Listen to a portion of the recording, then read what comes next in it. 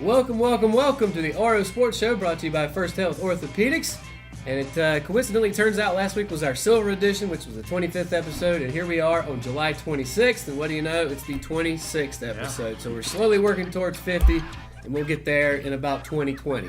But between then, we've got plenty to talk about as usual. Now, we've got, as I mentioned in the opening sequence, we're going to talk NBA, who's in their off-season right now. We're also going to talk the NFL some, who's in their off-season, NCAA, who's in their off-season. So quite frankly, except for baseball, there's not a lot going on, but that doesn't mean there's not a lot to talk about. Yeah. So let's start with the NBA, and let's start with Kawhi Leonard, who this time last week was making the most noise in the NBA, of course, being traded from the San Antonio Spurs to the Toronto Raptors. Obviously, he had a lot of beef between Kawhi and the Spurs, which I don't quite frankly understand where all that started or where it came from. Nonetheless, looking at it now, Kawhi, and I mentioned this last week, Kawhi reportedly is threatening to sit out the entire season as a new Toronto Raptor. And I mentioned last week, how much is he going to be interested in playing this upcoming season? First of all, let me ask you this. Do you think he actually will sit out the entire season? Whoever. I don't think he will. I think he'll eventually get some play time. Probably not the entire season. Yeah. There's no reason for him not to play. He's already missed, I think it was 2 years ago, he did about 70 games. Mm-hmm. Last year he played 9. He's not going to be looked at as healthy and able to play basketball to get a huge contract, I believe, until he kind of proves the season. So if, like you said, he plays half the season or whatever, he does set out some, he's got to put in some playing time, though, if he looks to get a monster deal after the season. Even if he's completely healthy, even just the fact that he's reportedly threatening to sit out, to me, that's just a bad teammate, right? Hasn't he already started to cost himself dollars when it comes time for that mega contract a year from now? Yeah, he's already lost his deal with Nike actually this week. So I mean, it is costing him money by not playing basketball because that's what they get paid to do. I mean, if you're not out there on the court, not showing yourself, what are you out there for? So. Yeah, and I mean, we've seen guys, and we're talking about one of them, who these guys can get injured and still somehow get big deals. But you can make a case that Kawhi is at least in the top 10 maybe of NBA players when he's on his game, when he's fully healthy. He's the NBA Finals MVP. He can really help a team out, but he's got to be on the court. And if he goes by, he passed his physical this week, which I was interested that they even gave him one. Right. So they made the go through. So he's able to perform by what their team doctors say.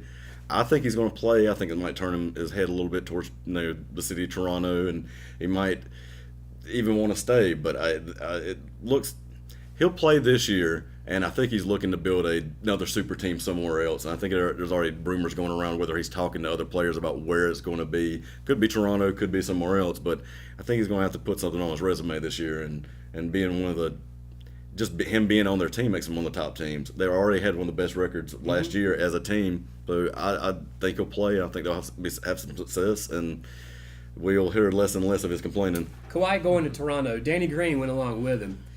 Is that that's an immediate upgrade over DeRozan, right? Yes. Well, and then there's those things that you were talking about where is he a good teammate? How is he actually going to be on the court?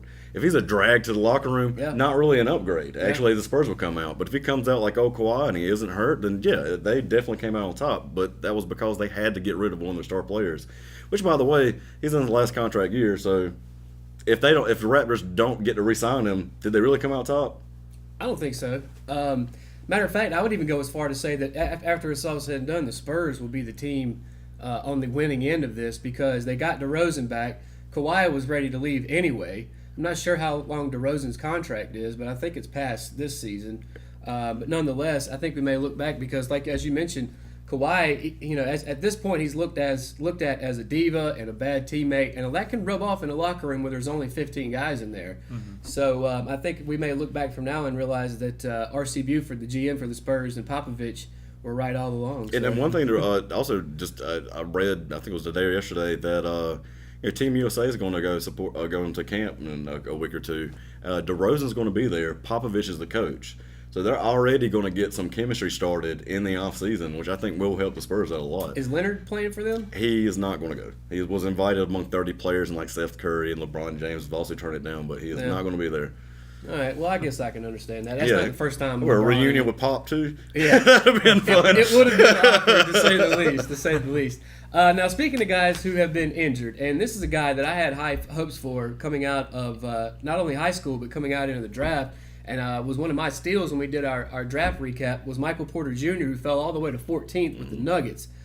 Now, when he was at Mizzou, his only year there, he ended up having back surgery, which even at 17, 18 years old is no joke. You shouldn't be having back surgery that young, first of all. But there's a report that he's actually having a second back surgery, and there's no timetable for his return. Is this the end of his career already? I think it could very well be. I mean, if you continue to have all these surgeries, your people who have hired you, and they're going to wonder. I mean, who are you? Who are you going to be after all this? So, I mean, I don't see him getting a lot of play time anytime soon. It'll definitely hurt his what next contract we're going to give him. But he has to get on the court first, and we'll let him see. He's a really young guy. Maybe he can turn around at the later half of his career. I mean, he's got a long time till 25. Sure. So it just depends on the severity, because it could be one of those things that he looks back on and it could shorten his career. Or we might be talking about this next year going, well, his career's over. So I see, like, another thing, though, these people who are going to hire you are going to say, well, this is very unknown to us, so we're not sure about spending money here. So if anything, he might get a very low contract. And a name that arises to me real quick is Isaiah Thomas, who we were talking about last week, who 2 years ago was scoring 30 points a game for the Celtics, looked like he was going to break the bank, and now this year he took a one-year deal on the veteran minimum. I'm not saying that Porter could have been what Thomas was a couple years ago, but I was one that was thinking maybe he was going to be better than that.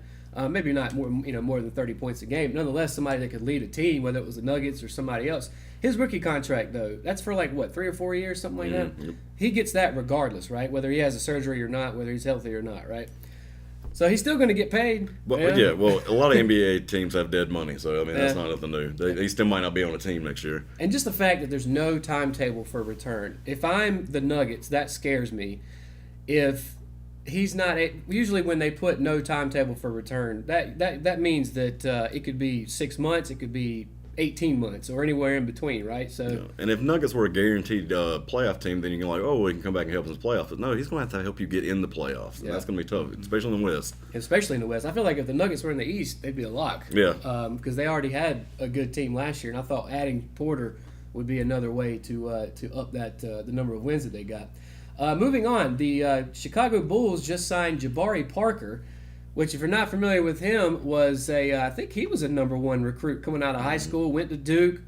Of course, we know that by now. Got drafted by the Bucks, I believe. Of course, he's bounced around since then already. Signed a deal with the Bulls. When he signed it, he said that better offense instead of defense wins championships. And when he says they, he means like owners. They don't pay players to play defense, and that's a quote. So, do you agree? I'm always a firm believer in defense wins games. In basketball? Maybe not in basketball too much, because the point of that game is to score as many shots as possible. I mean, and you don't really see a lot of defense in basketball right now, so I don't really see that. Especially, I mean, LeBron James is enough for defense, I'd say. So if you ain't got him, you got no defense. So you're kind of agreeing with him, and what I'm hearing is he thinks they're out there playing horse. So if you're playing no defense, then what was the point of a good offense? Yeah. Really, you're just talking about how good you can shoot. Because you're obviously getting the whole alley, just the alleyway to the hoop, so you're going to get a dunk is basically what he's saying. And who can score the most threes? Is that the way he sees basketball? Because I don't know. Wow. All right, I'll give you an example. It was either last week or week before last we talked about the NBA awards they gave out at the end of the year. Rudy Gobert from the Jazz won that award. He's won it at least twice now. He's not going to make more money than somebody that scores 25 points a game. Well, there's also the matter of there's more to when you're doing a contract than just your importance to a team. If you're a role player like that and you do get rebounds and you're all going to find yourself on a team with a mid-level contract, you sell jerseys with offense. You sell posters with stuff like that. So that's why they get paid more. And because what is the point of the game is to score? Tickets more. Yeah, tickets more. So that's why their contracts are higher. But I think those role players, the ones that do good defense, are the ones that help teams win championships. And they're going to have players like that. If you're going to You're not going to outscore Golden State without slowing them down. It's just not going to happen. True. Which, throwing it back to the first thing we started talking about, we saw Kawhi Leonard do a lot of. But Kawhi on the other end can also score too. So that was more of a balance. Another name that pops up to me, who's probably before your time, is Dennis Rodman, who didn't score a lot of points, but would pull down 10 or 12 rebounds and have 3 or 4 blocks and played tenacious defense. But he wasn't talked about on those Michael Jordan teams. For the Bulls, but if you're an NBA player, you're going to look back and remember Dennis Rodman. You know what I'm saying? So you might not from the stands, but the people who play the game are definitely going to appreciate players like that.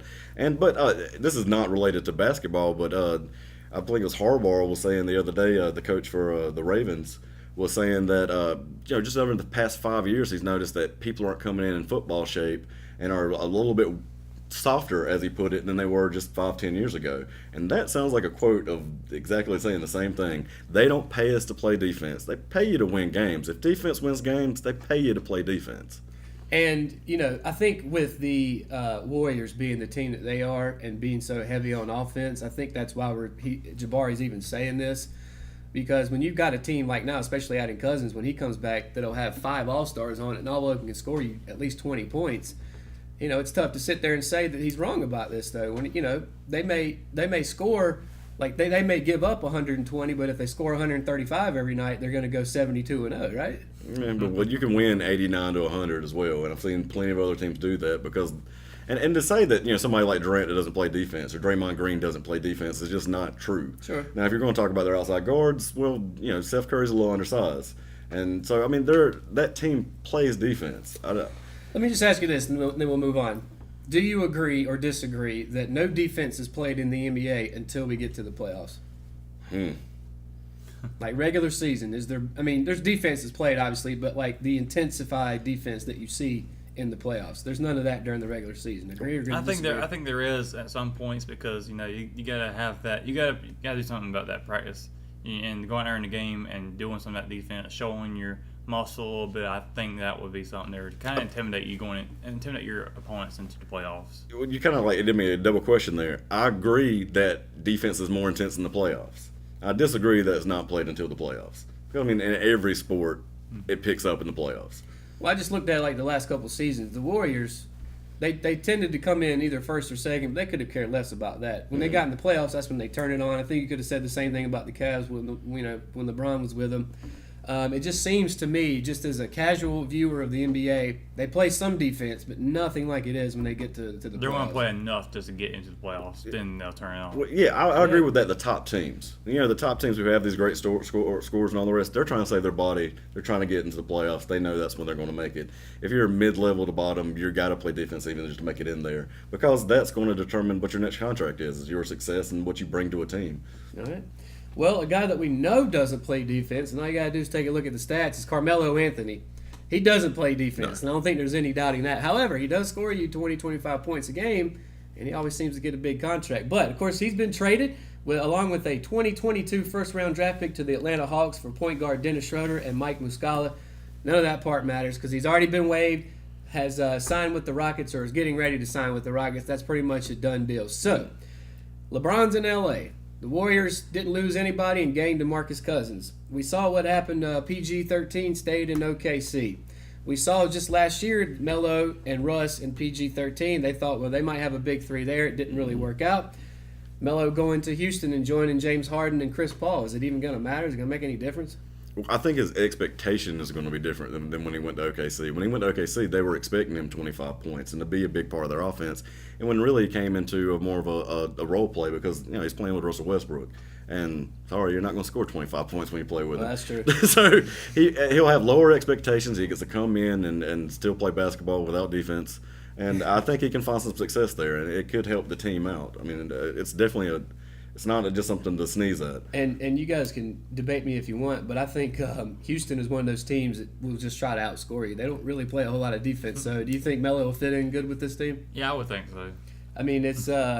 It's you're right about Russell Westbrook. He's going to get his shots, and Paul George staying there I think will be a good fit. But the Rockets lost Trevor Ariza, who for some reason went and signed with the Phoenix Suns. But I think Melo will end up filling up that spot and being their third leg, and I still don't think they make it past Golden State. Do you? No, but you couldn't. You couldn't sit still. Yeah. So again, what's the point? Well, he couldn't sit still. All right, there's also a guy in there called a GM trying to keep his job. And you're like, what did you do this year to make our team better? I signed Melo. I tried. One other guy over in the West that's been playing for a long time, I think this will be his 21st year, is Dirk Nowitzki, who signed a new 1-year, $5 million contract after declining the team option with the Dallas Mavericks, of course. After it's all said and done, is Dirk going to be one of the best all time? What do you think? Yeah, I mean, he came from a different, he's watched the NBA change around him and adjusted and stayed there. I mean, and, all credit to Dallas and him to making something work. As DeRozan was just saying last week when he got traded, he was like, I gave everything to this team. They just kind of threw me aside. Dallas isn't going to let Dirk go. He might as well be a coach off the bench. Yeah. And he's definitely, easy Hall of Famer. Is he going to be up there with the Tim Duncans? He's going to be right up there next to him. Just you got Tim Duncan and then him. Yeah. As far as that generation goes. I mean, the fact that Nowitzki's been there for at least 20 years, Russell, and had multiple times to leave and go other places. What do you think it says about him to stick by an organization like this? A lot of loyalty for sure. I think that matters a lot too. If you got if you can be loyal to a brand, everybody else that follows you going to follow that brand and just kind of come around you to go. I like that. I mean, Dirk could run for mayor of Dallas tomorrow and probably win in a sweep. So you're right, and you can't understate how many times he took less money. Oh yeah, just to get some more people in there, and so I guess that loyalty went both ways, for sure. Yeah, absolutely.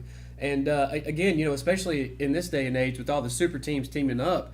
I mean, I don't know about now, but in the last maybe 5 years ago, I'd take a Dirk Nowitzki on my team, and time after time, he just continues to stick around and stay with Dallas. Do you think this is his last year? I think this is probably it. I thought last year was going to be. So let's see if they float another year out. That seems like they're just going to keep going 1 year at a time. I mean, why not? If he can still score for you. There's a few things guaranteed, and so far Dirk's going to be in the NBA. So I don't hate to bet against it right now. And you brought up a good point before we move on about how he's seen the NBA change. And one thing that sticks out to me about that is how he was like the first big time European player to come over. A big 7-foot guy that could shoot threes, and now we see that all over the place, right? Yeah, he's helped change that part of that. Yeah, he's kind of been the front runner of that. Yeah, that stretch offense. And then finally, talking about NBA, a story that you brought up to us is the Chinese team, and I'm gonna butcher this name. Zhejiang Golden Bulls is planning to offer Dwayne Wade a deal for 3 years and $25 million. First off, should he take it? It's a lot of money. I think go for it. Yeah. I mean, he's made a lot of money, but I think that when you're over there where the shoes are made, you can have a lot of opportunities in one of the biggest, if not the biggest economy, and definitely a growing economy. A lot of money going around. Was it Stephon Marbury went there? Marbury, and he's made a second career out of it. He's got a statue in Beijing, y'all. Yeah. So imagine somebody like Dwayne Wade goes over there, and I believe I heard somebody say it the other day, and it made me think was we're getting a lot of older soccer players coming over here at the end of their career to sell tickets here because we're trying to grow our soccer brand. Mm-hmm. If NBA players, they can start sucking them over there to do the same thing to build the Chinese brand, and they can see that they're offered that money tax-free, that they have these other perks to do. Dwayne Wade being a family guy, just as LeBron say, I don't know if he wants to move to China, but It would be really interesting to see if NBA players start doing that more. It's only 3 years, $25 million for 3 years, and as you mentioned, they play less games. It's like half the number. Is a good deal, but I just don't really see him wanting to leave America with I don't see Gabrielle Union tagging along to Beijing or wherever this team's located. Do you think he'll make the move? I mean, I know it's a lot of money, but Dwayne Wade, like Stephon Marbury was a good player, but Dwayne Wade's better than him, right? He doesn't have to go over there and make that kind of money, does he? No, I think he could very well be successful here as well. But, I mean, you're going to go wherever the money takes you. So, I would say go there. Yeah, and I think majority of players will do that. Yeah, and the majority would. I was going to say, you can say that about a lot of players, but Dwayne Wade's already made a ton of money in his career. Mm-hmm. And I feel like he's smart with his money and could find something to do here in America post-career that he could, use his money for instead of going over there and playing. But, they may throw even more money. Let me throw these last 2 points in. You said making more money, and if it was all about money. Well, if you go somewhere to that market and can build a brand, Marbury is on its stamps over there. Yeah. You know what I'm saying? You have a big brand, so after basketball, you build a brand, you can make more money off of that there. The other thing is, with such a short season, if he signs and plays, they'll be done in March. He could still, if they allow it, I don't know if they can work that out, still come to a playoff team in the NBA and possibly help them out. The only reason I throw that out there is because there's not really much else he can do in the NBA. So would it be to go over there to win championships? Or I just don't see him staying on the Miami Heat and them being a championship contender. They're kind of struggling to make the playoffs even in the East this year. Yeah. So do you think Dwayne Wade's career is over here in the NBA? Maybe. I saw maybe. He's a free agent. Yeah, and nobody signed him yet. And we're now over almost a month into free agency. So I don't know. That's a decision he's going to have to talk along with his family. Maybe Charlotte pick him up. I mean, why not, man? Sell some tickets. Right. We're not making the playoffs. Well, we might be like a 7 or 8 seed, but other than that, we ain't doing much in the playoffs anyway. So, Dwayne, man, come to Charlotte. We'll pay you $25 million. Michael Jordan will pony up that money. I'm sure. But that's going to do it for our first segment, talking about the NBA. When we come back for the second one, we're going to be looking at football at the collegiate and at the NFL level. Got a couple stories about UNC football. One, it seems like there's some players that are in some trouble for selling athletic gear. And UNC's Larry Fedora, their head coach, is also in a lot of hot water. And also going to take a look at some upcoming guys, NFL futures. Some of the big names of NFL, whether they're going to end up sticking around with their teams. So all that more, we come back to the RO Sports Show.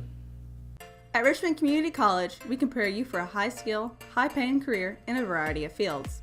From business to education, engineering, utilities, healthcare, criminal justice, information technology, and human services. At Richmond Community College, we can save you thousands of dollars on tuition through our university transfer programs that provide a seamless transition to universities and colleges throughout North Carolina. At Richmond Community College, we are always developing new courses and programs in response to the communities we serve. We offer day, evening, and online courses, and you can now complete 5 curriculum programs entirely online. At Richmond Community College, we believe in helping you prepare for a better life.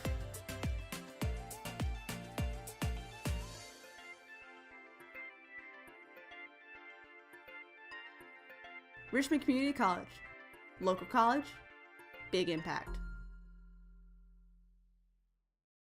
Exit Realty Platinum in Rockingham has listed one of the most beautiful homes in Richmond County. Located in Rockingham on Ledbetter Lake, the home features 4 bedrooms with bamboo floors and a kitchen featuring stainless steel appliances and granite countertops, and a master bedroom that overlooks Ledbetter Lake, along with a spacious tile shower and the attached master bathroom. The open living space leads to the back deck with a perfect view of Ledbetter Lake, and the property features its own boat dock. Want to see this beautiful home? Call Nicole Hayden with Exit Realty Platinum, your source for homes in Richmond and Moore counties. My name is Jim Leach, and we have been using the Tim Hayden Construction Company for the last several years. My name is Dave Owens and my wife Beth. We had some damage here at our place in Knollwood Village. January 2nd, our house flooded upstairs coming through to the first floor. Tim has responded very quickly with his team of people. Our repairs went extremely well.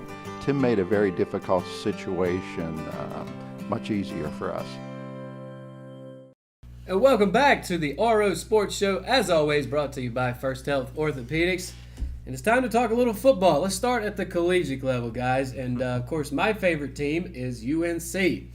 Now, all right, before you guys start cracking jokes, because I know I heard you laughing when I was talking about it before the break, there are some North Carolina football players that are facing a little punishment for selling athletic gear. Now, I'm not trying to place blame on anybody else. We've seen this before at other schools, though. I think Terrell Pryor got in trouble for this when he was at Ohio State, just off the top of my head. But my first question to you guys is, I'm going to start with you, Russell. Should these athletes get in trouble for selling their gear? As in the gear that the university provided for them? Yeah, just and stuff that they're given. Yeah, I don't really think that they should be selling stuff like that. I mean, given to, without not asking for it back, that's fine. I think they can sell that. But things that the university provided for them to use for their football games, they shouldn't be selling that at all. I mean, they should be, if anything, if it has to be, it should be returned back to the university for future I don't think it's use. a matter of they're selling the jerseys off of their back that they wear each Saturday. It's more like promotional stuff that's given to them. They may sign it and then give it and then sell it, that kind of stuff. So sell them with their autograph on it. Well, then I think the university shouldn't have anything to do with that. All right, what do you think about it? They can't monetize, though. They're student athletes. That's the whole issue they're working out, whether they're making money or not. So, I mean, I believe they should be able to, because there's a demand, and obviously people are wanting to buy this stuff and want their hands on something from a school that they love. And so there's a high demand for it, but the way the schools look at it is pay us, not the students. Right. How about all these players who do sign this type of stuff until who end up getting it turn around and sell it themselves? Mm-hmm. It's not fair, in my opinion. Well, and look, the NCAA, and you guys know my feeling on this, but there are so many different rules. Some of them are stupid that players are allowed to do and not allowed to do. They're allowed to have part-time jobs, but they can't make so much money, and they can only work so many hours. Obviously they're not supposed to be selling their stuff, but it comes to sometimes it comes to a situation where you've got a kid who just wants to eat dinner one night, has no money. Now, yeah, he's going to school for free, and that's great. I get that. But he sees an opportunity. He's got some guy that'll offer him $500 for a signed jersey. Of course he's going to sell it, right? You're talking about 17, 18, 19-year-olds. They don't know any better. I mean, but as long as the only thing that it comes to a problem is they have to be taught the rules, they know the rules, and then are they breaking the rules on purpose? And whether you agree with the rules or not, if they know this, then they shouldn't be doing it, in my opinion, like the way you're going. But then there's a personal opinion of I think they get kind of a short end of the deal, and I can see that. I was more impressed that as soon as they got called, it was found out about that UNC stepped in and was like, hey, we're going to turn in, we're going to tell everything we know because we know this is a violation. So it didn't hurt, because that dinner that night might hurt, a 17-year-old who hasn't signed with them yet. Or is this a university violation or an NCAA violation? I think overall it's obviously an NCAA violation, but a lot of times schools will do this where they'll try to jump out in front of it and penalize themselves before the NCAA jumps in and perhaps overreacts. Bring the hammer down. Yeah. Although I will say this, and we were joking about it before the break, a lot of times this isn't the first time Carolina in football or basketball has gotten in trouble, but it doesn't seem like they ever get in trouble, do they? It's kind of gets swept under the rug a little bit. Well, I don't know. If they were a smaller school, would they get more? I don't know. I've seen big schools get hit with big stuff, so it's not just. I don't know what it is about UNC and the people that run it and who they know, but I've seen them do some damage to some big name teams in Southern schools before. So and the controversy that comes to me to my mind right off the bat was just a couple years ago, the whole paper class issue, where they had guys just taking classes that didn't actually exist for the most part, and were getting automatic A's. And from what it sounded like, that not only was in the football program but extended to the basketball program. And nothing ever happened. What confused me about that one is I didn't ever hear that other students couldn't take the class. Right, and that's what it boiled down to. That's why they didn't get in trouble. Yeah, and I think that has a lot to do with it because I've had college classes where they're like, we're not taking attendance. All the work you're going to do in here might count for 10%, and it's 75% on this test or this paper. Yeah. So, I mean, that's what. So when I first heard it, it's a paper class, I was like, well, you must have to spend the whole year researching. Then you get down to it, and I'm like, it is just one paper. But I mean, that's on more of the university and school for allowing that class to exist for any student. And if they were trying to do that for their sports, and they were directed that way, and that was proven, then they got off light. And again, I'm not trying to deflect blame here, but this happens everywhere. Kids are selling athletic gear. They're taking these classes. They're getting tutors to take tests for them. Whether you like it or not, whether the NCAA likes it or not, this stuff is happening. I mean, I don't think there's any arguing about that, is there?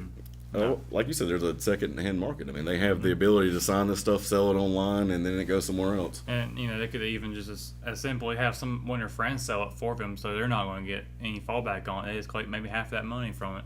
That's a good point. Yeah. That's what I'd do. Get Russell with the loophole over there. A little laundering going on. Speaking of UNC football, the head coach, Larry Fedora, is in a little bit of hot water, and I'm going to read this story real quick. So the University of North Carolina football coach, Larry Fedora, is under fire after he questioned the validity of studies on a degenerative brain illness that affects players, talking about CTE. Fedora also said that football is, quote, under attack while answering questions last week during the ACC's media days in Charlotte. And I'm going to read this quote for you real quick. He said, "I fear the game will be pushed so far to one extreme that you won't recognize the game 10 years from now. And I do believe that if it gets to that point, that our country goes down too." Now, I'm not sure what exactly he's talking about with the country part. Yeah. But something that I've worried about football, what happening to football, is that 10 years from now, they're going to be playing flag football. Is that too far off? I don't think you'll ever get to flag football. I mean, if you want to play flag football, you'll go play flag football. If you want to play football, you can play football. So I don't see that being an issue there. But they continue to add more things to increase safety, help players out. I see this with NASCAR too, where they increase safety on that too. And maybe there's a correlation. If there's not enough contact in it and not enough, on the edge you see excitement because something bad could happen. That does build up interest. So losing that interest that could hurt the sport overall. 5 years ago, my opinion has changed, because it went from I was agreeing, I thought it was a war on football in general. And then as more researchers came out, I've been like, well, maybe I want my son to wait a little bit later than I did. I started at 9 years old. And what it comes down to is there's going to be more research. But it does bother me when he says that football's under attack. I don't hear anything about hockey or UFC or where there's real contact. I mean, they fight in the middle of the game in hockey, and you're literally trying to knock someone out in UFC. But all the CTE research I hear is through football players, and it does seem to be, because that's not our most popular sport, so it does seem to be sway a little bit towards that. But I think it a little bit does too is you have kids, like I said, I was 9 when I started playing, and what is the long-term effects? You got so many years before you even go pro that there'll just have to be more research. And how many people have gotten tested and said, hey, test my brain out because I've been in the NFL for 10 years. Well, they can't test it till you die.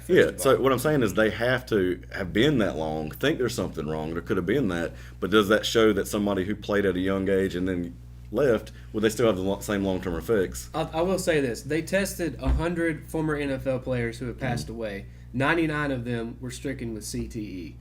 But on the other flip of the coin, you have to think these guys probably played a long time ago. And I'm not saying it was back when they were wearing really shoddy helmets made out of pigskin. Oh, my helmet changed drastically just in my time. Whether it was the helmets that we came up on. So that may obviously have had a lot to do with it. But to your point, they've been changing the rules to make it safer. But at the same time, are they messing with the game too much? Because now there's talk about taking away kickoffs. Yeah, and that would hurt, in my opinion, the entire sport there. Because who loves it? There's nothing more exciting on the beginning of the game when they have kickoff. Now it's just going to be, okay, we're just going to get started on the 25-yard line.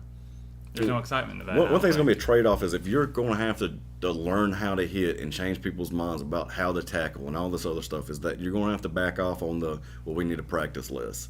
I mean, you're going to have to practice more, right? Because they used to have 2-a-days when my father was coming up, which they kind of got rid of when I was coming up, even at the high school when they limited our practice time. If you want people to be safe, you have to practice like you play. So even in the NFL, if they want to, they might have the next CBA, they might have to give up some more pad time to help make themselves safer. Well, you're talking about how to tackle a guy. It's gone from this much space to this much space. And it's really difficult to tackle a guy when you don't know what that receiver's first move is going to be or how if he's going to duck his head. And a lot of times you see helmet on helmet, and usually it's not even intentional. It's just I guarantee you in the college level, people get ejected for hitting helmet. Absolutely, on helmet. but I guarantee you that offensive coaches teach their guys to lower their head because they know the defensive player is going to do the same thing and will either get kicked out or will get a penalty for it. Don't you think? Oh yeah, well that's just a small advantage in my opinion. That's definitely. But like I said, the game's going to change as you said, and it's going to change for hopefully the better safety of the players. Is it going to go away? I don't think there's anybody who is in the NFL is in doubt that it's a violent sport. Sure. And so there's risks to this, and I can almost guarantee you said 100 brains were donated, 99 tested positive. I guarantee you 100 they volunteered it.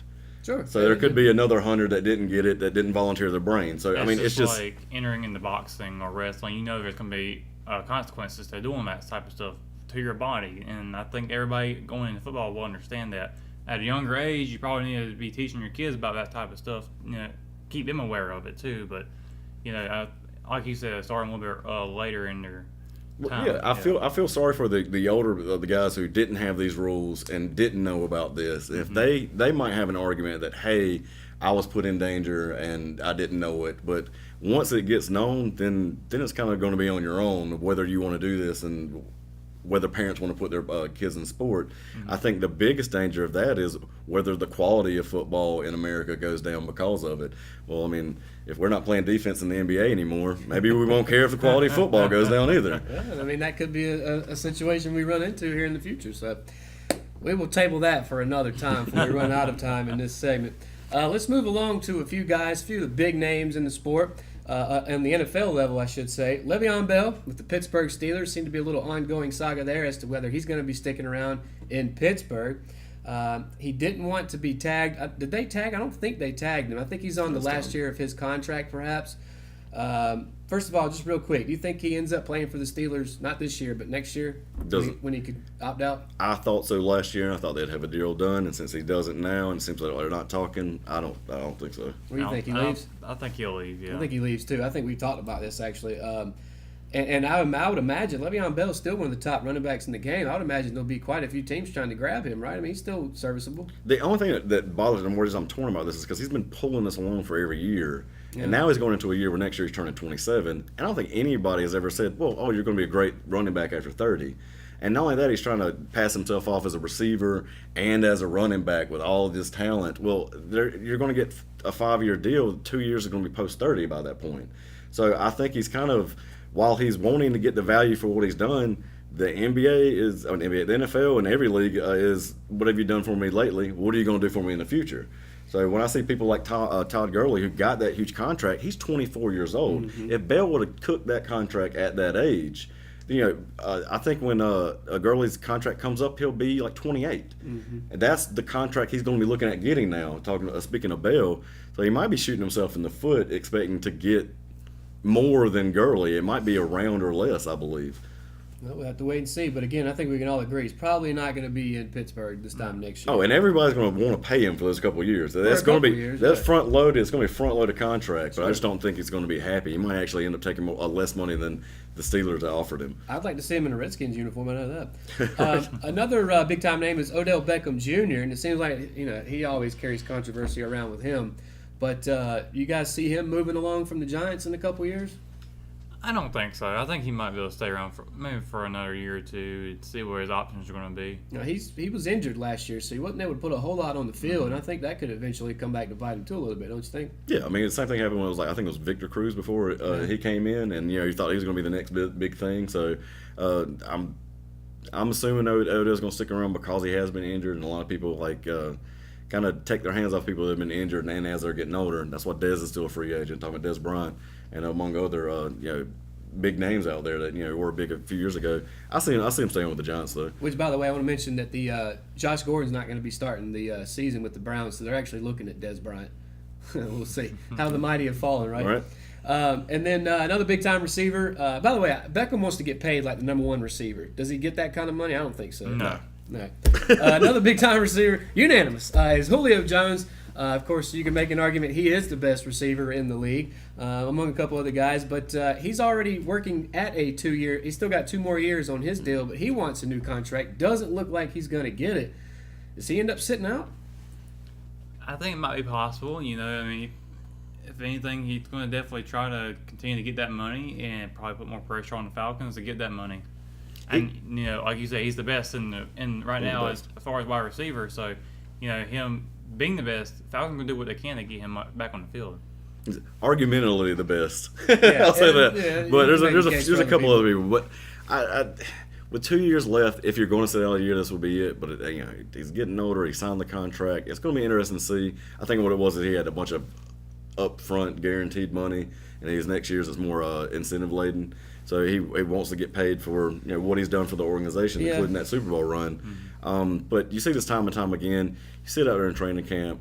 We'll see if it goes into the preseason, and he might even say the whole preseason. But I'm pretty sure by game 1 he'll be in a Falcons uniform. Even if he sat out preseason, I don't think it would make a difference. I mean, he knows the offense. It's a statement more than anything, and he's been there for many years. But talking about CTE and these guys, I don't blame them for trying to get the most money as quickly as they can, though. Do you? I don't see any problem with that. It's just a part of the negotiation. I mean, they work for billionaires, and they want to get there. Like I said, they can get hurt, and the NFL doesn't have guaranteed contracts fully, so they don't have a fully guaranteed contract. So I can understand more and more why NFL players are really butting heads with the top front office. Yeah, and I'm interested to see the next CBA, see how that works out. I think there's a lot of things they're going to end up talking about. But we'll have to wait and see where these guys end up. I don't really necessarily see Julio going anywhere. But that could change in a couple of years, or in this day and age, they could trade him. Who knows? Yeah. You never really know when it comes to NFL. But that's going to do it for our football talk. And when we come back, we're going to be taking a look at NASCAR. The guys were in New Hampshire this past weekend, also taking a look at the Poconos race coming up soon. And we're also going to be taking a look at the SEC and their upcoming football schedule and season. All that and more when we come back to the RO Sports Show. McNair Auto Sales is the place to buy your pre-owned car, truck, or van. To be the best, it takes big selection, friendly staff, and great pricing. We guarantee a no-hassle buying experience, and financing is available right on site. So come see us today. We're located at 1026 East Broad Avenue in Rockingham.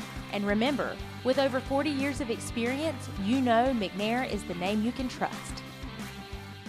Willow Tree Antiques and Gifts is all about rustic home decor and gifts.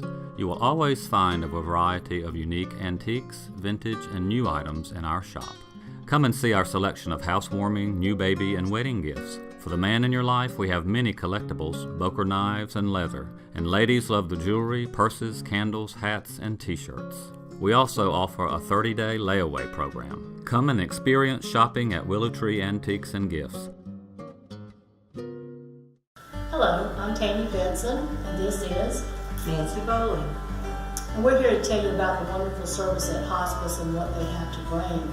From the nursing services to the medical director, to in-home aides, to a chaplain, to bereavement, to everything you can imagine. They were there to take care of it. I cannot think of how the experience with hospice could have been any better professionally, spiritually.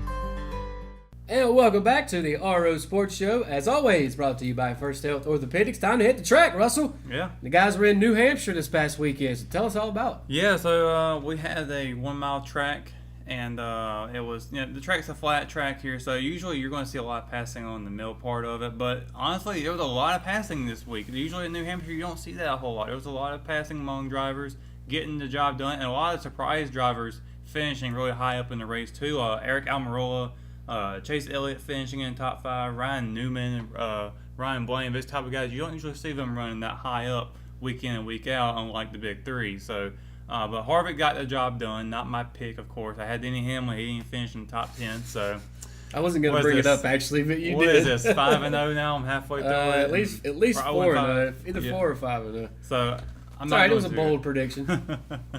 But yeah, so you're talking about the big three, and I'm looking at the list. Harvick won. Kyle Busch 2 and Truex 4, so it seems like these three guys are just dominating the track, right? Yeah, I mean, actually, in the closing laps, about 8 to go, Harvick actually pushed Busch out of his way to win the victory. He didn't wreck him; he just kind of nudged him and bumped and run him. So I still think we're going to have that big three kind of come together a lot more in the future races, because I think that's going to build more drama. And these three guys are just dominating this season. I mean. They've got, I think they only got one win more. No, they got a bunch of wins over. I think about 9 wins total among all of them. So, they're just doing better overall. I think, I don't understand what they got going on, but something in the engine. Now, as far as the point standings, where are those three in regards to that? 1, 2, 3. So there you go. Harvick's only 53 points back. Truex is 104 points back.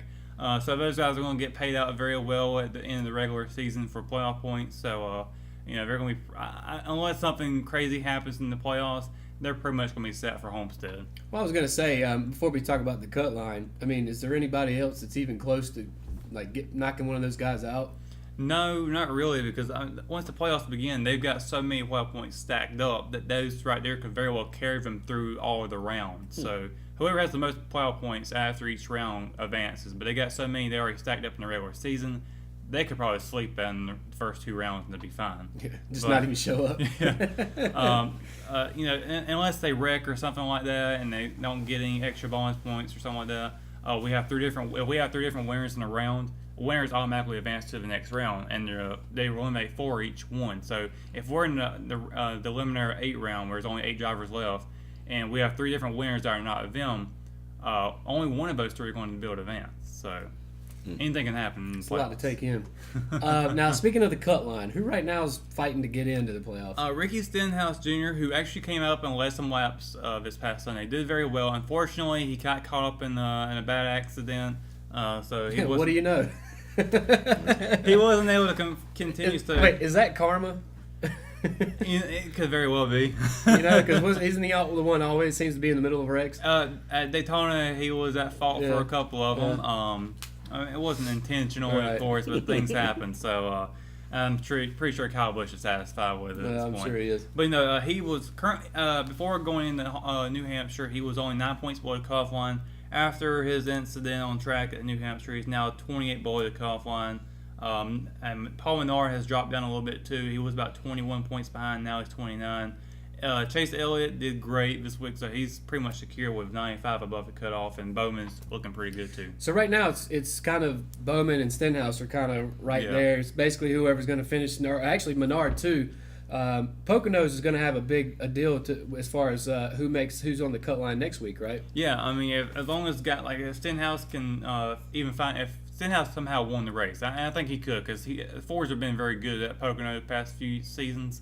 So Stenhouse gets him a win, he's already in the playoffs, and that will bump Bowman down automatically. That goes for anybody who's 18th and on down up to about 30th. So anybody from that on, they could come up and spoil the whole thing for Bowman. All right, and let's talk about Pocono since that's coming up next. Yeah, so it's the Tricky Triangle, which is a three stretch, 3-turn course. Obviously triangle. So it's really, really big, wide open. The interesting thing about this track too is that each of the 3 turns, they're actually modeled after really big name tracks. Like the first turn of Pocono is the first turn of Indianapolis. So I can't remember the other one. I think one was Monaco.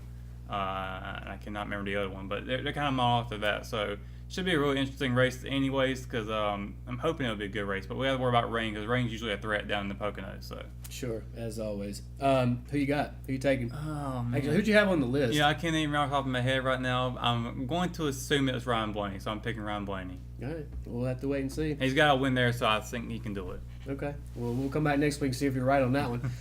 Now, something that you wanted to talk about and was actually part of our Ross poll, and we'll get to that next segment, but is the dirt track. Yeah, so not this past Wednesday, but the Wednesday before, we actually had the Eldora Truck Derby, Dirt Derby. The truck series went out to Eldora, Ohio, and they had a race out there on dirt. And that's once a year. Trucks have only been doing this very recently, too. It's so much fun to watch. I finally got to watch it for my first time ever on TV, and had a lot of fun watching it. It's so cool to see drivers on dirt like that. Some of them who have never been on dirt before racing really good. Overall, I think dirt is helping NASCAR out a little bit, because you don't see this very often in NASCAR anymore. They used to do dirt racing, but not anymore. So I think the argument that I'm trying to make here is that NASCAR should do more dirt.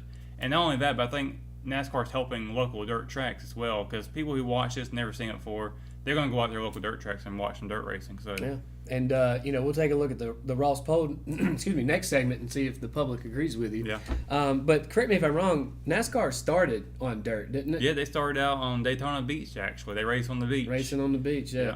And it was a road course too. Or before that, technically, trying to outrun the cops is moonshine. Yeah, dirt roads. That's why it's raised in the South, right? Yep. But that's going to do it for NASCAR, and let's move on to the SEC. Also in the South. Yeah. Of course, we've been moving through the different conferences. All the greatest things are in the South, isn't it? Yeah, like us. We started with the ACC last week. We're going to move on to the SEC this week. And we're going to pull up the, your breakdown of all the teams on the East and Western divisions of the SEC. So first off, let's start with you, Russell. Who you got winning the West, although I don't need to ask, and who you got winning the East, even though I don't need to ask that either? Well, undefeated for both of these teams for the West. I got Alabama going undefeated, and I've got Georgia going undefeated. Right. And that spoiler alert, Alabama's going to beat Georgia. That could have gone without saying. What about you, Bobby? I'm just going to pick someone different. I'm going to go with Auburn and South Carolina. Because what are the odds that's going to happen? Why not? Auburn could very well spoil it. Yeah. I mean, they're a mediocre team, but they could really spoil it. Yeah, I'm going to take Bama and Georgia too. I mean, I hate to say it, but as tough as the SEC is, they seem to be the cream of the crop right now, from the East and the West. Actually, since we're talking about it here, you said you're going to take Alabama overall. If you take Auburn and South Carolina, who would you have to win it? Auburn. All right. Well, I would take Bama. Second question: if Bama wins, they're in, right? No doubt. If Auburn wins, are they in the college football playoff? Them kicking the SEC out, I don't see it. Doubtful. So, yeah. I agree.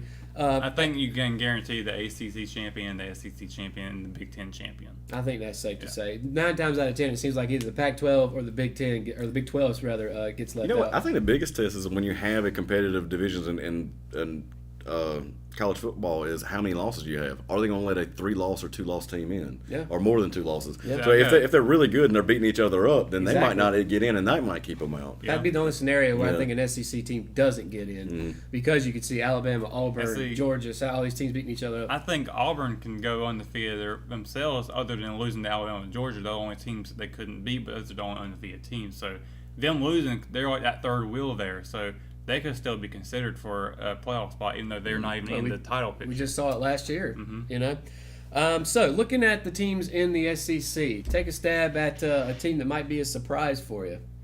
Well, I say Mississippi State might be a good team this year. You know, they've got a solid quarterback, and overall they can play some good defense. They've been on the spoil teams before. I'm pretty sure they've beaten Alabama a couple of times when they were number 1.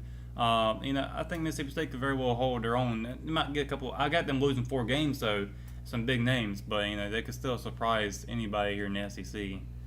The shocker surprise of me would be because of the transfer from Ohio State would be LSU, because they've always been a physical team, but they haven't really had a good quarterback.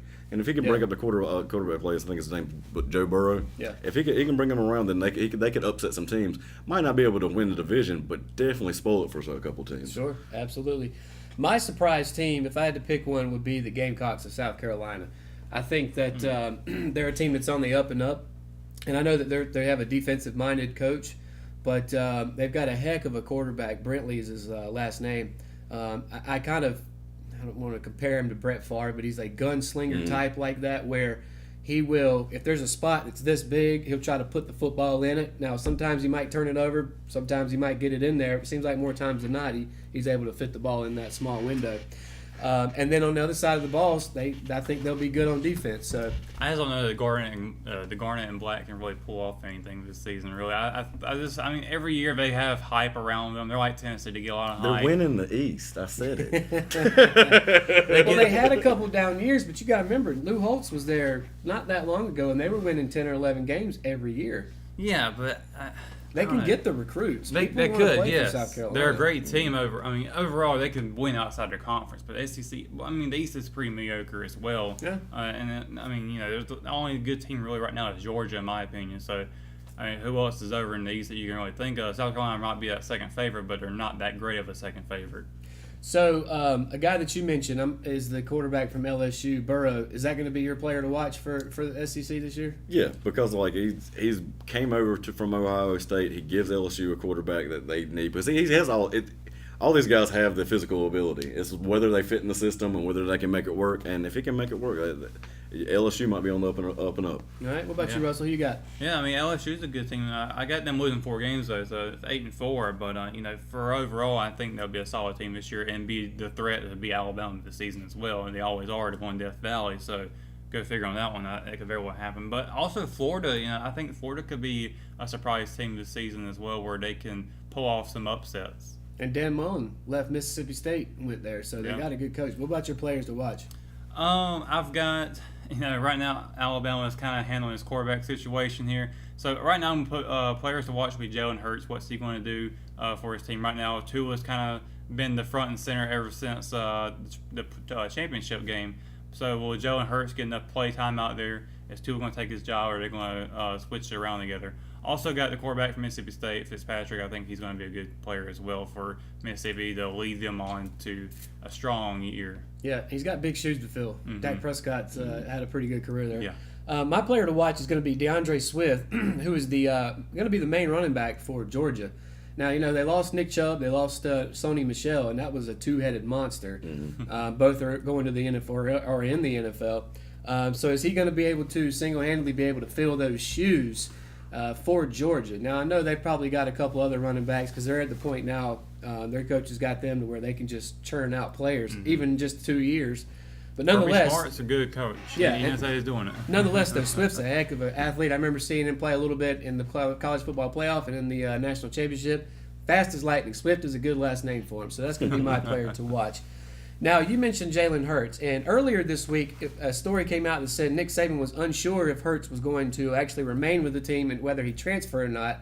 But then you told us that now that media days are going on, he actually approached Saban and said he's planning on sticking around, right? So he told, and Saban said during the media days conference that Hurts had approached him and told him that he wants to finish education in Alabama. He graduates in December, so they could have him at least all the way up till then. Will he play in the playoffs? Maybe. Who knows on that one? But overall, he would still be with Alabama. And I think Saban has a lot of confidence in this quarterback here, and I think he's going to use both quarterbacks throughout the season. But when you first brought him up, I didn't want to jump on your segment there. I was like, you might be watching him leave because there's also another possibility that he finishes his education, sits out a year, has one more eligibility, and then can start on another team. Would he do that? But I mean, if you're trying to build draft stock, you're not going to do it behind somebody.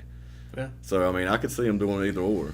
Although I'm not so sure Jalen Hurts is cut out for the NFL. No offense to you, Tide, but I haven't had a good quarterback come out. These young kids, though, they get it in their head and they want their chance, though. Yeah, and really the best one we've had, in my opinion, in recent memory is A.J. McCarron, but he hasn't done a whole lot in the NFL, so, you know. Well, we'll have to wait and see whether I mean, if I'm Hurts, I would want the coach to be like, look, just tell me, whether I'm going to be starting or not. Like, I was your guy for, what was it, 1 or 2 years? 2 seasons. And he did very, very well, too. Yeah, of course he did. Yeah. And then, one game you take me out, Tua wins the game for you, and now all of a sudden I'm not your guy. Like, I'd be a little hurt over that. And I would, honestly, Hurts is a really good stand-up guy. He is not that type of guy where he's going to be selfish about something. He's all for the team. He has said that from, the get-go. He's all for the team about Alabama. So I really don't think he's going to have an issue if Tua does start ahead of him. He might not say it out loud anyways, but he's such a humble guy. I can't really see him getting so frustrated. Now, he might actually wouldn't transfer, and I think Saban would respect that. But he likes to block transfers, though. Well, I think I really think that Hurts and having Tua, both of them working together and switching out. I mean, Saban's going to do what's best for the team. Sure. And if Saban plays the game as a team, not as an individual. Everybody's going around on one person. Everybody's got to put their part in, and I think both those quarterbacks can do it together. Well, there you go. So I think it's safe to say Bama's probably going to be right there in the hunt for a SEC championship. Not only you got to worry about their running backs, so they love switching out the running backs. Not only worry about the defense, but you got to worry about 2 awesome quarterbacks. There you go. Well, that's going to do it for this segment. And when we come back, we're going to finish out the show the same way we always do with our big impacts of the week. The Ross poll, and of course, love it or hate it. All that when we come back to the RO Sports Show.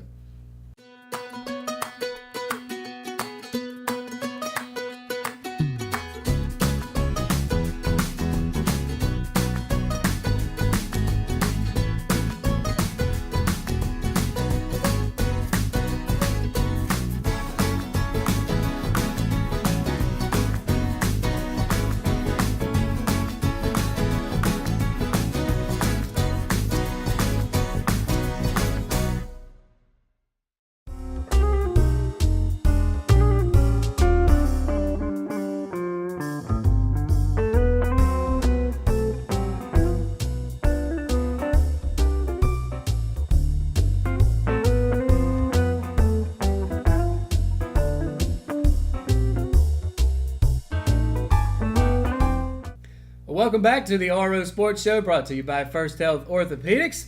And it's time to finish out the show, guys. Let's start with our big impacts of the week, which, as always, is brought to you by Richmond Community College, whose motto is Local College, Big Impact. And it might as well be April Fool's because this week's big impacts is that there are no big impacts. So we're going to move on and head towards the Ross poll, which we put out every Monday. Actually, we put it out a couple of days earlier just because we had the dirt track, but usually every Monday on the RO Sports Show's Facebook page. And this week, you came up with a great one that was NASCAR related. So former NASCAR driver and Eldora Speedway owner Tony Stewart recently spoke out to fans to encourage them to pressure NASCAR into bringing the Xfinity Series to the dirt track. So the question we asked was, should NASCAR add a dirt race to the Xfinity Series and eventually the Cup Series in the near future, or should NASCAR stay on the asphalt? Yeah. And as you can see, 80% says keep it on the pavement. So no. I'm sorry, I didn't say bring on the dirt. Yeah. 20% say keep it on the pavement. So I got that backwards. NASCAR fans just want that dirt. They love it. It's a lot of fun. What is it about that? Just going back to the roots kind of thing? Yeah, I mean, with dirt, you're not just following the line like most drivers do on the pavement. So they're having to turn right to go left type of deal. So you're sliding around the track. It takes a lot more grit to be able to race in that type of condition. And you can run the race from a high line, from a low line to middle line, and cars, you don't have to worry too much about a lot of the aspects that you have to deal with on the asphalt. So to stir the pot though is why isn't dirt racing more popular? It is. I mean, NASCAR has been on. Yeah, NASCAR's been on pavement for a very, very long time. And they did start off in dirt, but the reason why I think that they continue to stay on the asphalt is because it's, I guess, maybe more cleaner racing. It might be less. It might be not as costly to do that. I'm not sure why they changed it that way. It might be easier to keep it maintained. Of course, you can't have. I don't think you can have a 2.5 mile track of only dirt, and you have to keep watering down dirt too. You can't just let it be dry and sit there. Plus, if it rains, it's harder to get the track ready, isn't it? No, nowadays, rain can't they actually just helps dirt. For a dirt race? Yeah. Oh, okay. You'll have vehicles going around the track trying to pattern it down, and it just makes it a lot more of a fun track to drive on. So it keeps the excitement going for it. Well, there you go. I'm not a big expert on dirt, but I know it's a lot of fun to watch, and I think the fans are going to enjoy it a lot if they got more of it. So I'm agreeing with 80%. For some reason, that made me think of Joe Dirt. Life's a garden, man. Dig it. But yeah, as we mentioned, 80% says bring on the dirt, 20% says they want to keep it on the asphalt. Did that surprise you at all? Not really. No, not really. I mean, you see it all the time. There were a lot of votes on this. Yeah, I think we had almost 100 votes on this one, so it was a bunch. And fans and NASCAR fans are very passionate about how the sport should be. So but when it comes to like changing what a sport is, like you were just saying, it started on the dirt, but it's changed away from it. So is that being purist to not be on dirt, or purist to be on the dirt? I think there can be a mixture of how. I think you can have different variations of like dirt can be only like once a week. I mean once a year for NASCAR. I think they maybe could handle 2 dirt races a year. I think that'd be good.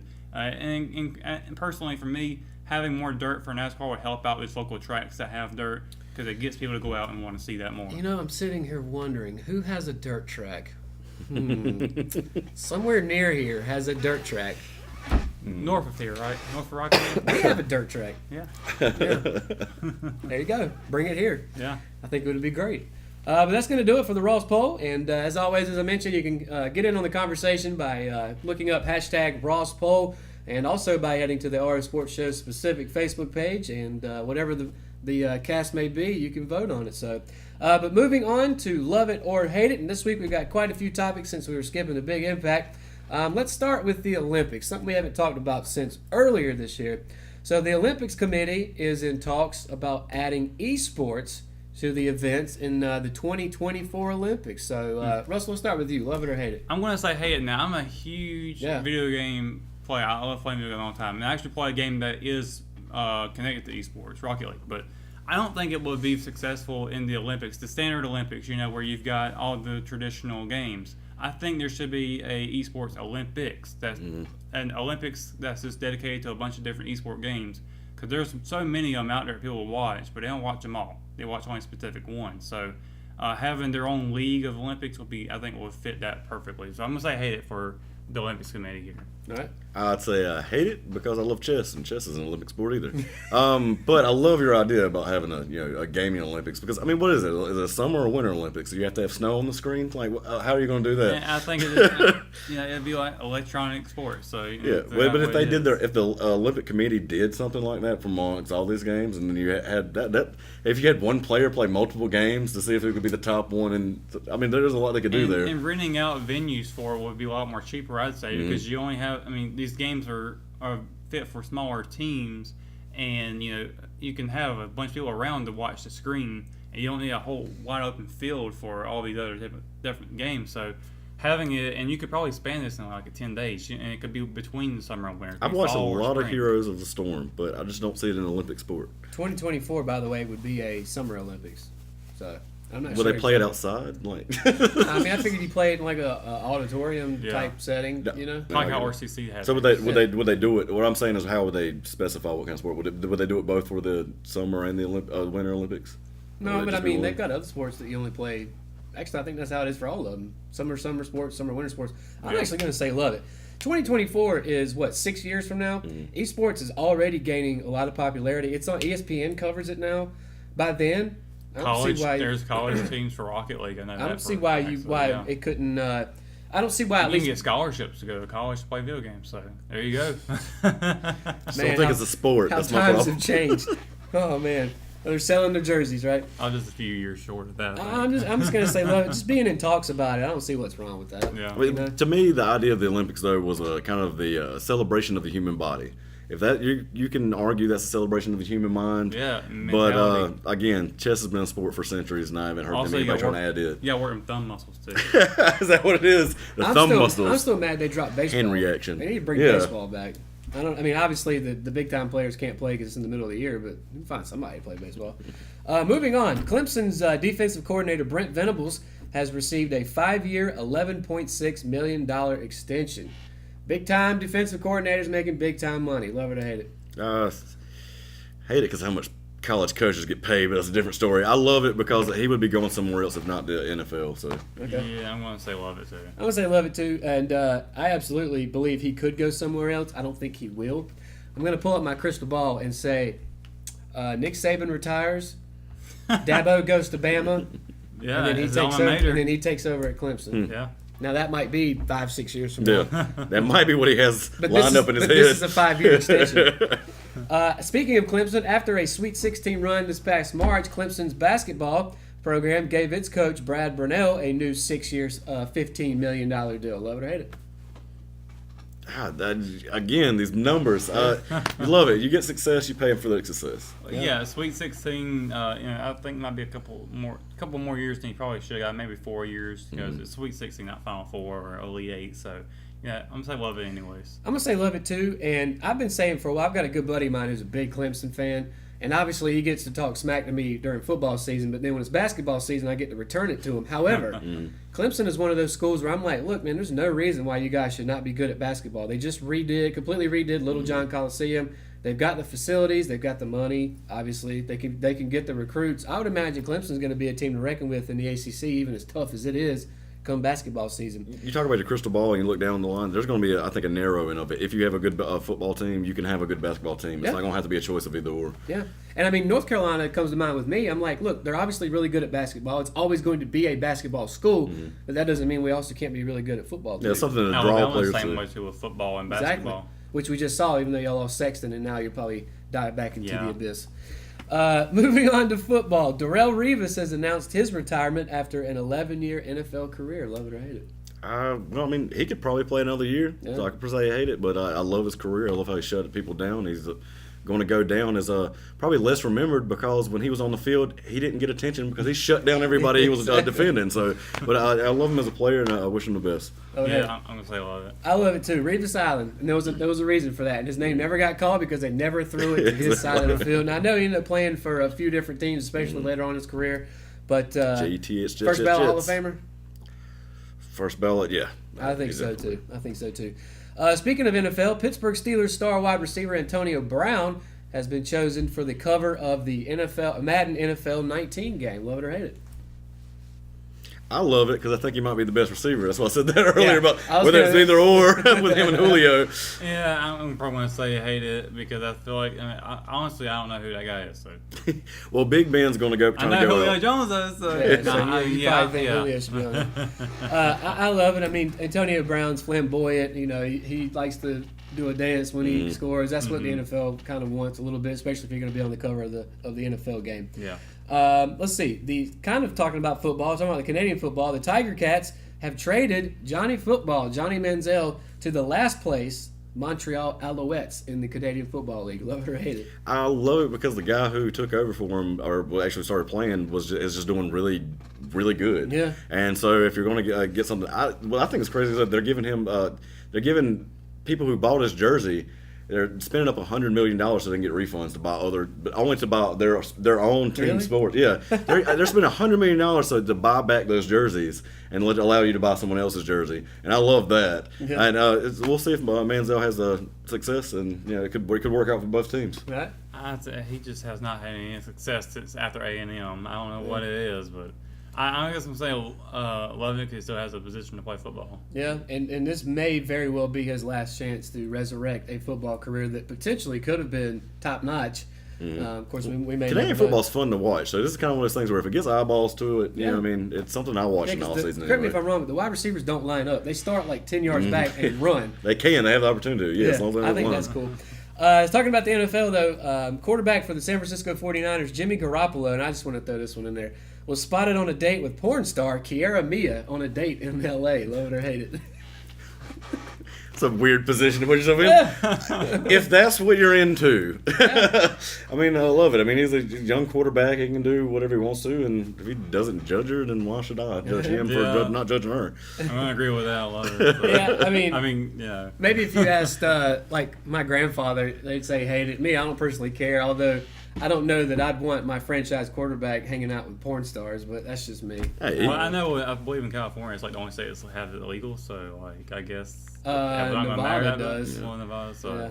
Well, that's prostitutes, man. No matter who he's going to be dating, you're going to be a risk of whether they're a gold digger or not. So it's like if he can see through that and sees her for something else, then have at it. Back to college basketball. Michigan's John Beilein, who a few weeks ago we thought maybe headed to the Detroit Pistons, but instead is going to stay at Michigan. He has now agreed to an extension to his contract with automatic rollovers, which means when this one runs out, unless they fire him, it just keeps rolling over. Love it or hate it.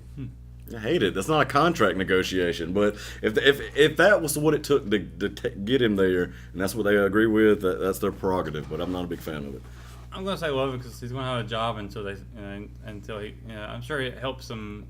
I don't know. I'm actually gonna say hate on this because it doesn't sound like there's very much security there.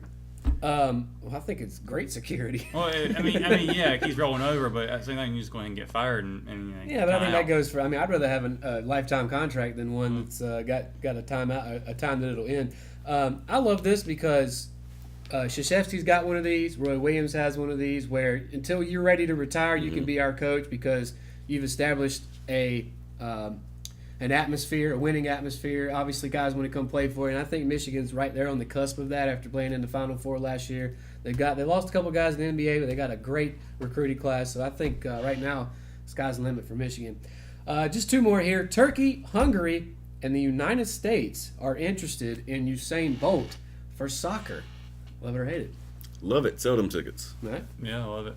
I love it too. Can you imagine this guy like up and down the field just killing it, man? Now, you may have to teach him to kick a soccer ball, maybe. But he's from Jamaica. Yeah. So I'm pretty sure he knows how to play soccer. Yeah. And then finally, Raw GM from WWE, Kurt Angle, tells Brock Lesnar, show up, sign up for a title match, or the Universal belt will be vacated. Love it or hate it? I love it because he had to say it and go to the dentist. I'm going to say hate it at this point, and it's only because obviously he's going to show up. I think he will, obviously. I'm gonna say hate it because I hate the fact that it got to this.